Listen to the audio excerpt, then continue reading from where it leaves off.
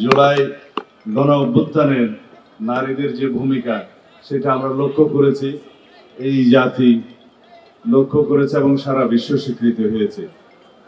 বাংলাদেশের এই জুলাই অভ্যুত্থানের যে গণতদন্ত হয়েছে, জাতিসংঘের মানবাধিকার কমিশনের ফ্যাক্টস ফাইন্ডিং তদন্ত টিমের মাধ্যমে যে প্রতিবেদন প্রকাশিত হয়েছে, তাতে স্বীকৃতি দেওয়া হয়েছে যে আসমান থেকে গুলি করে এদেশের নারীকে শিশুকে হত্যা করা হয়েছে। যারা শহীদ হয়েছে জুলাই গণ অভ্যুত্থানে, তার মধ্যে একটি উল্লেখযোগ্য অংশ শিশু এবং নারী। সেই হিসাবে তাদের স্বীকৃতি আন্তর্জাতিকভাবে জাতিসংঘ কর্তৃক স্বীকৃতি দেওয়া হয়েছে। সারা বাংলাদেশের সকল মিডিয়া এবং সমস্ত রাজনৈতিক দল, সামাজিক শক্তি এবং মানবাধিকার সংস্থাগুলো স্বীকৃতি দিয়েছে নারীর ভূমিকা এই গণ অভ্যুত্থানে। নারীরাই সবসময় আমাদের সকল গণতান্ত্রিক সংগ্রামে, স্বাধীনতা সংগ্রামে যুদ্ধে এগিয়ে ছিল, এই কথা সত্য। ঢাকা বিশ্ববিদ্যালয় আন্দোলন সংগ্রামের সূতিকাগার হিসাবে সকল সময়ে সকল সংগ্রামে সামনের সারিতে নেতৃত্ব দিয়েছে নারীরা, এই কথা সত্য। তাই আমরা দেখেছি আমাদের এই অর্জিত বিজয়ে নারীর একটি অংশগ্রহণ এবং একটি ভাগ আছে, যা সিংহভাগে আমরা বলতে পারি নারীদের। তাই আমরা আমাদের দলের পক্ষ থেকে অনেক আগেই আমাদের 31 দফা সংস্কার প্রস্তাব প্রণয়ন করেছিলাম, প্রদান করেছিলাম প্রস্তাব আকারে জাতির সামনে।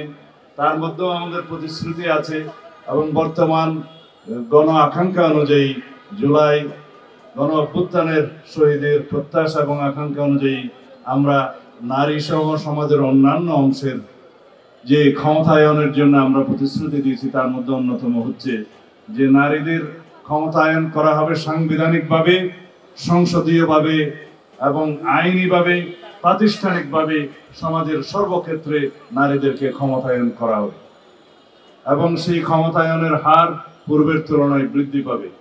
আমরা সাংবিধানিক সংস্কার কমিশনের মধ্যে আমরা আমাদের যে প্রস্তাব দিয়েছি এবং অন্যান্য দলও দিয়েছে, আশা করি আমরা সংসদে নারীদের সংখ্যা বৃদ্ধির মাধ্যমে তাদের একটি সংসদীয় নারীর ক্ষমতায়নের দিকে আমরা আরো বেশি ভূমিকা রাখব। আর যেগুলো আইনি এবং প্রাতিষ্ঠানিক দিক আছে এবং বিভিন্ন গণতান্ত্রিক প্রতিষ্ঠান আছে, সেখানে নারীর অংশগ্রহণ অবশ্যই বাড়বে, বই কমবে না।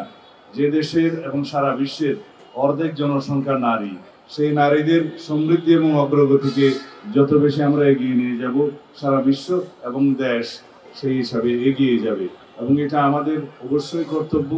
এখানে কোনো বৈষম্যের কোনো স্বীকৃতি আমরা কখনোই দেব না। বাংলাদেশ জাতীয়তাবাদী দলের প্রতিষ্ঠাতা শহীদ রাষ্ট্রপতি জিয়াউর রহমান, তার প্রথম সরকারের ভূমিকার মধ্যেই আপনারা অবশ্যই বুঝতে পারেন যে নারী ও শিশু মন্ত্রণালয়ের প্রতিষ্ঠা এবং পরবর্তীতে দেশনেত্রী বেগম খালেদা জিয়া এদেশের নারী শিক্ষার উন্নয়নের জন্য অবৈতনিক নারী শিক্ষা করে গিয়েছিলেন মাধ্যমিক এবং উচ্চ মাধ্যমিক পর্যায় পর্যন্ত। এগুলো শুধু উল্লেখ করার জন্য বড় বড় আমাদের বিভিন্ন কর্মসূচির উল্লেখ, বাট সমাজের বিভিন্ন স্তরে আপনারা লক্ষ্য করবেন বিএনপি, দেশনেত্রী বেগম খালেদা জিয়া এবং শহীদ রাষ্ট্রপতি জিয়াউর রহমান এদেশের নারী, শিশু এবং যুব সমাজের উন্নয়নের জন্য যে সমস্ত প্রাতিষ্ঠানিক সাংবিধানিক পদক্ষেপ নিয়েছিলেন, তার মধ্যে দিয়ে জাতি অনেক দূরে এগিয়ে গিয়েছে।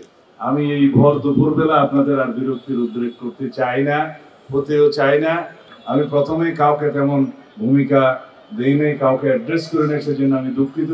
আমি চেষ্টা করেছি যাতে এই অনুষ্ঠানটার কলেবরটা আরো সংক্ষিপ্ত করা যায়। আজকের এই দিনে আমি নারী দিবসের এই কর্মসূচির ভিতরে থেকেই কথা বলতে চাই। অন্যান্য রাজনৈতিক বিষয়গুলো যদি আমি এখানে গুরুত্ব সহকারে আনি, তাহলে নারী দিবসের, এই আন্তর্জাতিক নারী দিবসের এবং আমাদের নারীদের যে গণ অভ্যুত্থানের ভূমিকা, এই সকল কিছুকে একটু গুরুত্ব কম দেয়া হবে। সেজন্য আমি অন্যান্য রাজনৈতিক বিষয়গুলোতে আজকে যাব না। শুধু একটি বিষয় এখানে উল্লেখ করতে চাই, বর্তমানে বাংলাদেশে নারী এবং শিশুদের প্রতি সহিংসতা, নিপীড়ন যে পরিমাণে বৃদ্ধি পাচ্ছে, সেটা অনেক উদ্বেগজনক। আমরা এর তীব্র নিন্দা এবং প্রতিবাদ জানিয়েছি দলীয়ভাবে, নিজে আমি ব্যক্তিগতভাবে আজকে জানাই। অবশ্যই এই সরকারকে এই সমস্ত কিছু খুব কঠোর হস্তে দমন করতে হবে। বাংলাদেশের এই নারী নির্যাতন এবং শিশু নির্যাতনের যেই উদ্বেগজনক হার বাড়ছে, সেটা যদি আমরা এখনই রুদ্ধ করে না দিতে পারি, তাহলে দেশের ভাবমূর্তি দেশে এবং বিদেশে ক্ষুণ্ণ হবে। সেই দিকটা লক্ষ্য রেখে আমি অন্তর্বর্তী সরকারের সংশ্লিষ্ট সকল কর্তৃপক্ষ, সকল আইন প্রয়োগকারী, সকল সংস্থাকে অনুরোধ করব, আপনারা সুষ্ঠু তদন্তের মাধ্যমে প্রত্যেকটি ঘটনার রহস্য উন্মোচন করুন এবং এর মধ্যে পতিত ফ্যাসিবাদের দূষকদের কোনো কারকাজ আছে কিনা, কোনো কারসাজি আছে কিনা, কোনো চক্রান্ত আছে কিনা আপনারা বের করুন। বাংলাদেশের পরিস্থিতি যাতে আর কোনোভাবে অস্থিতিশীল না হতে পারে এবং বাংলাদেশের ভাবমূর্তি যাতে দেশে এবং বিদেশে আর ক্ষুণ্ণ না হয়, সেই দিকটা আপনারা লক্ষ্য রাখুন। কঠোর হস্তে বাংলাদেশের আইন শৃঙ্খলা পরিস্থিতি নিয়ন্ত্রণ করুন। খবরের কাগজ, নিখাদ, নির্ভীক, নিরপেক্ষ।